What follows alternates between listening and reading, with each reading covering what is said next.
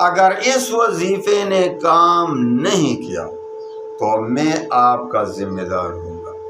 اس لیے ذمہ دار ہوں گا کہ میں نے پھر خدا نخواستہ آپ سے غلط بیانی کی ہو۔ ہرگز میں آپ سے جھوٹ نہیں بول رہا ہی۔ قرض کے خاتمے کے لیے انشاءاللہ ایسا وظیفہ بتا دیتا ہوں کہ چند ہی دن میں آپ کو مال و دولت انشاءاللہ ایسی جگہ سے آئے گا کہ آپ کو وہم گمان بھی نہیں ہوگا۔ لوگ بھی حیران، آپ بھی حیران کہ کہاں سے بھائی آ رہا ہے۔ ایسی ایسی جگہوں سے اللہ تعالیٰ آپ کو رزق پہنچائے گا انشاءاللہ۔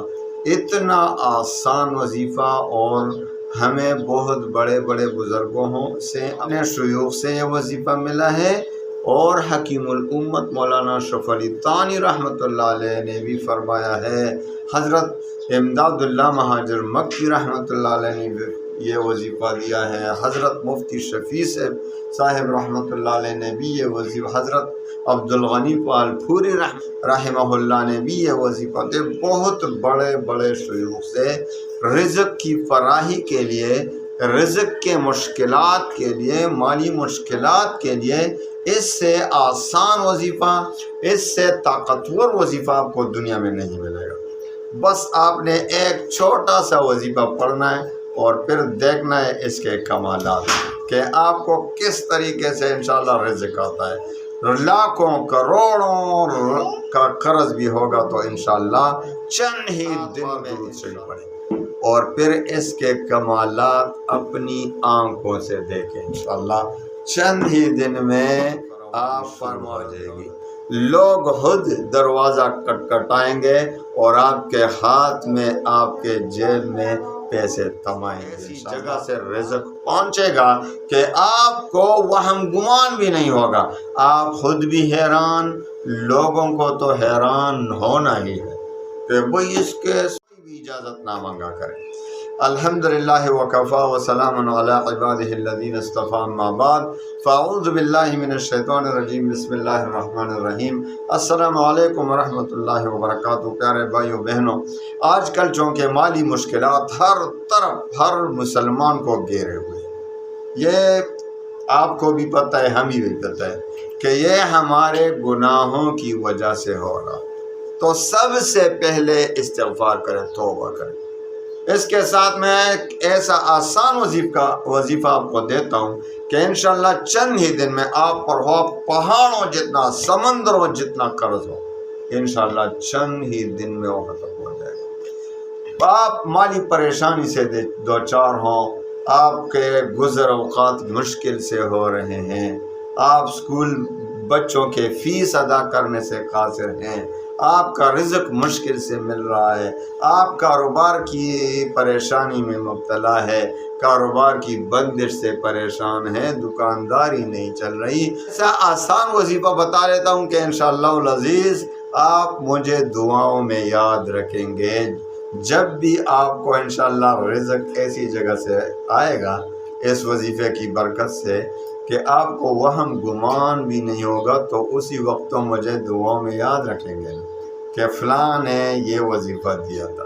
اجازت عام ہے، کوئی بھی اجازت نہ مانگا کریں، اجازت میرے تمام وظائف کی عام ہوتی ہے۔ ہاں، 5 وقت کی نماز شرط، 5 وقت کی نماز نہیں پڑھو گے تو وظیفہ کیا کام کرے گا؟ تو 5 وقت کی نماز کا شرط کہ 5 وقت کی نماز مردوں کو مسجد میں جماعت کے ساتھ، عورتوں کو اپنے گھر میں پڑھنا ہوگا۔ دوسری شرط، رزق کے حلال کی طلب، حرام مال سے بچ کر رہے۔ تیسری شرط، اللہ تعالیٰ پر یقین اور اعتماد کامل ہو۔ حدیث قدسی میں آتا ہے کہ اللہ تعالیٰ فرماتے ہیں کہ میں اپنے بندے کے ساتھ اس کے ظن، اس کے گمان کے مطابق معاملہ فرماتا ہوں۔ اب ایک شخص ہے جو اللہ تعالیٰ پر یقین و اعتماد کے ساتھ وظیفہ پڑھ رہا ہے، دعا مانگ رہا ہے کہ اللہ تعالیٰ بہت کریم ہے، میری دعاؤں کو ضرور قبول کرے گا، تو اللہ تعالیٰ اسی حدیث قدسی کے مطابق، اسی ظن، اسی گمان کے مطابق معاملہ فرما لیتے ہیں، اس کی دعا قبول ہو جاتی ہے، اس کا بیڑا پار ہو جاتا ہے، اور جو اللہ تعالیٰ پر شک کر رہا ہو خدا نخواستہ کہ بھائی وظیفہ قبول بھی ہوگا کہ نہیں، یار دعا تو مانگتا ہوں لیکن میری دعا تو کبھی قبول ہی نہیں ہوئی، چلو یہ بھی پڑھتا ہوں، تو اس کو تو پہلے سے شک ہو رہا ہے حدیث قدسی کے مطابق، اس کے اسی ظن اسی گمان کے مطابق وظیفہ دعا رد ہو جاتا ہے۔ لوگ کہتے ہیں کمنٹ میں، مجھے کمنٹ ایسے بھی ملتے ہیں کہ وہ کہتے ہیں کہ وظیفہ بہت بعد میں دیتے ہیں، پہلے باتیں بہت زیادہ کرتے ہیں۔ اب آپ پر انصاف کہ جو ان ہدایات پر عمل نہیں کرے گا تو اس وظیفے کا کیا فائدہ؟ یہ آپ کے فائدے کے لیے، آپ وظائف پڑھتے ہیں کام نہیں ہو رہا، آپ ہزاروں وظائف پڑھتے ہیں، یہ وظیفہ دیکھ لیا، یہ وظیفہ دیکھ لیا، سارے وظائف پڑھتے ہیں، کام کچھ بھی نہیں ہو رہا، اسی لیے کہ آپ ہدایات پر عمل نہیں کرتے۔ اب ان ہدایات پر عمل کر کے آپ یہ وظیفہ پڑھیں، اگر اس وظیفے نے کام نہیں کیا تو میں آپ کا ذمہ دار ہوں گا، اس لیے ذمہ دار ہوں گا کہ میں نے پھر خدا نخواستہ آپ سے غلط بیانی کی ہو۔ ہرگز میں آپ سے جھوٹ نہیں بولتا، صحیح طریقے سے وظیفہ پڑھیں، اس میں اللہ ہی اثر ڈالتا ہے، اللہ تعالیٰ قبول فرما دیتے ہیں، اللہ تعالیٰ بہت کریم ہے، مجھے اپنے رب پر بھروسہ ہے، اس لیے آپ سے یہی کہہ رہا ہوں کہ انشاءاللہ اگر آپ نے اس پر عمل کیا، یہ وظیفہ پڑھا، تو آپ کی حاجت ضرور پوری ہوگی، آپ انشاءاللہ مالدار لوگوں کے فہرست میں لکھے جائیں گے، آپ زکوٰۃ لینے والوں میں نہیں دینے والوں میں بن جائیں گے انشاءاللہ۔ تو آئیے اور چوتھی شرط بھی بتا دیتا ہوں نا، ایک چوتھی شرط بھی ہے، 3 شرائط تو ہو گئے، نماز کی پابندی، رزق حلال کی طلب، اور تیسری شرط اللہ تعالیٰ پر یقین اور اعتماد کرنا۔ اب چوتھی اور آخری شرط وظیفے کا تلفظ ٹھیک ہو، یعنی آپ جو وظیفہ پڑھ رہے ہیں، اب جو میں وظیفہ آپ کو بتا رہا ہوں اس کا تلفظ تو ٹھیک ہو نا۔ بہت سے لوگ مجھے کمنٹ میں کہتے ہیں میں اکثر سورہ توبہ کی میں سورہ توبہ کی آیت کو ہزاروں مرتبہ پڑھتا ہوں، کچھ بھی نہیں ہوتا، تو میں نے بعض لوگوں سے واٹس ایپ پہ سنایا کہ بھئی آپ سنا لیں کس طرح پڑھتے ہیں، تو آپ یقین کریں جس طرح انہوں نے پڑھے، میں نے توبہ استغفار کی گئی، یہ قرآن پڑھ رہا ہے تو تلفظ ٹھیک کریں۔ اب جو میں وظیفہ آپ کو بتا رہا ہوں اس کا تلفظ ٹھیک ہو، پھر دیکھیں کس طرح انشاءاللہ اثر ہوتا ہے۔ تو آپ ایسا کریں کہ روزانہ فجر کی نماز کے بعد اسی جگہ بیٹھے بیٹھے سب سے پہلے 3 بار یا 7 بار درود شریف پڑھیں، اس کے بعد اللہ لطیف بعبادہ یرزق من یشاء وهو القوی العزیز۔ اللہ لطیف بعبادہ یرزق من یشاء وهو القوی العزیز۔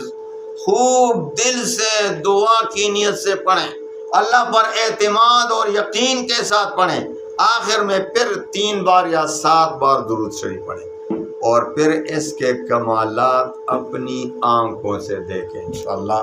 چند ہی دن میں آپ پر مال و دولت کی فراوانی شروع ہو جائے گی، لوگ خود دروازہ کٹکھٹائیں گے اور آپ کے ہاتھ میں، آپ کے جیب میں پیسے تمائیں گے انشاءاللہ۔ آپ کو ایسی جگہ سے رزق پہنچے گا کہ آپ کو وہم گمان بھی نہیں ہوگا، آپ خود بھی حیران، لوگوں کو تو حیران ہونا ہی ہے کہ بھئی اس کے پاس یہ اتنا مال کہاں سے آ گیا۔ حاسدین بھی متوجہ ہوں گے، اللہ تعالی ہمیں حاسدین کے حسد سے اپنی حفاظت میں رکھے۔